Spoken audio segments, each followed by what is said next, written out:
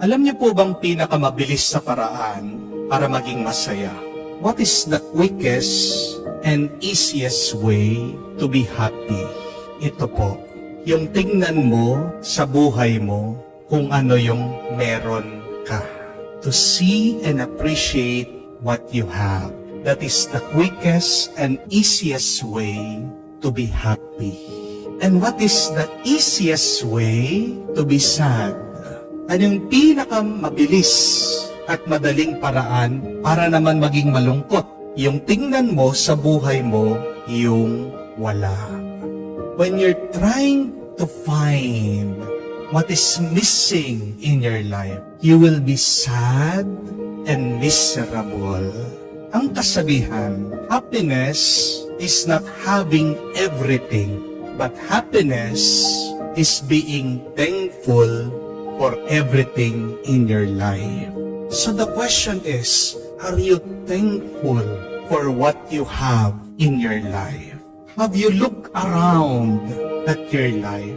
And have you been grateful for these things, for the people that you have, the experiences that you have undergone?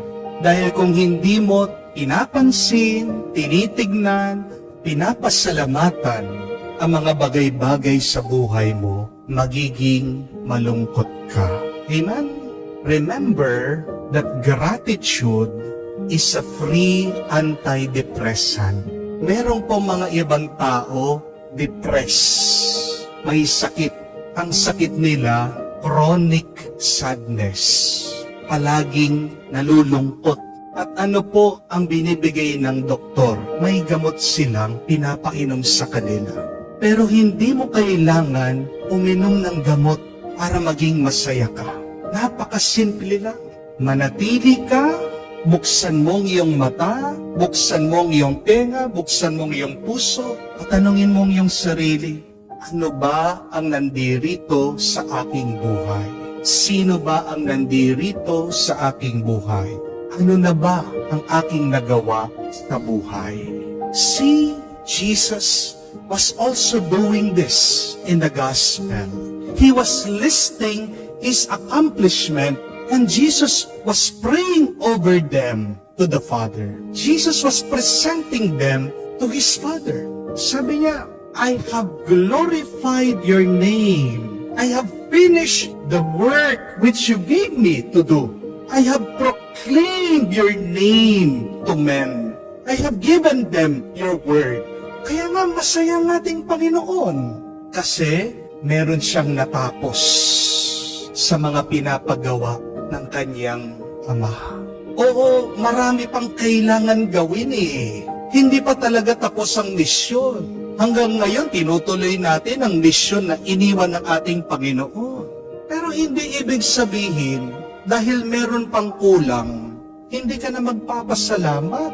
Oo, may kailangan pang gawin, pero tandaan mo, may nagawa na.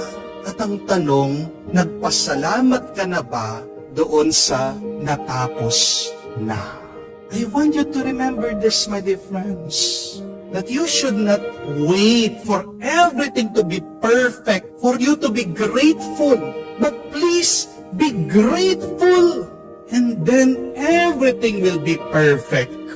Ang taong palaging nagpapasalamat, anong karanasan niya?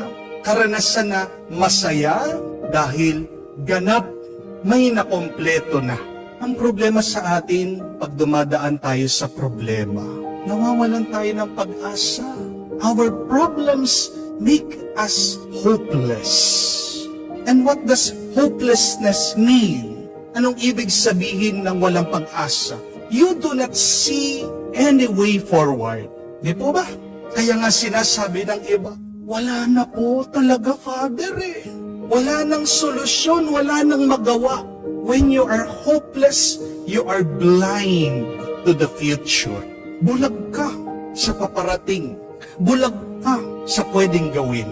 Anong kailangan gawin? Anong pwedeng gawin pag ikaw ay walang pag-asa, maraming problema?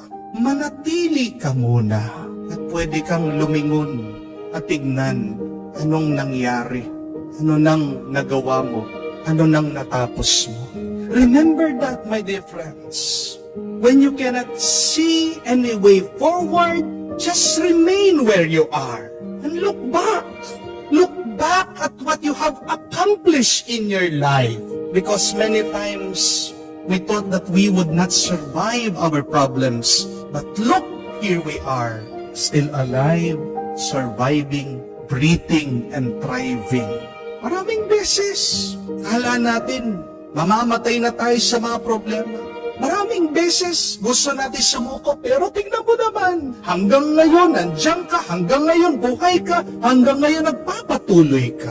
Paano posible yon?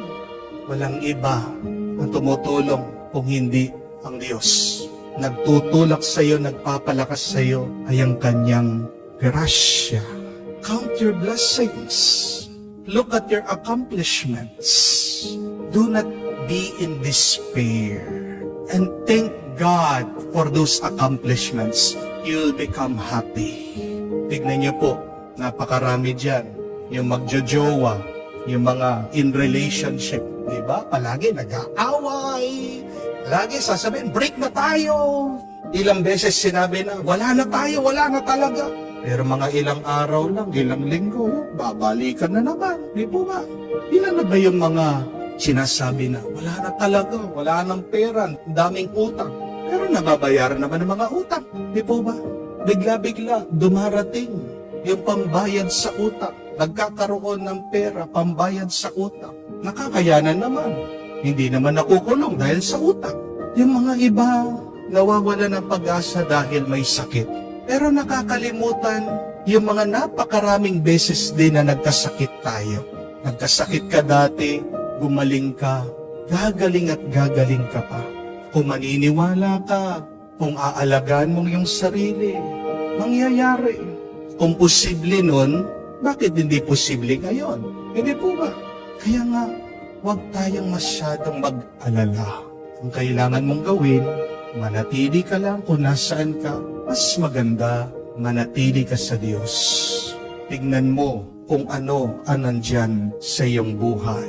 Pasalamatan mo ito sa Diyos, mararamdaman mo ang tuwa at saya. Tatandaan mo, hindi ka hahayaan ng Diyos na magpatuloy sa problema mo na walang grasya. When there are problems, God will give you enough grace to tackle those problems, to solve those problems.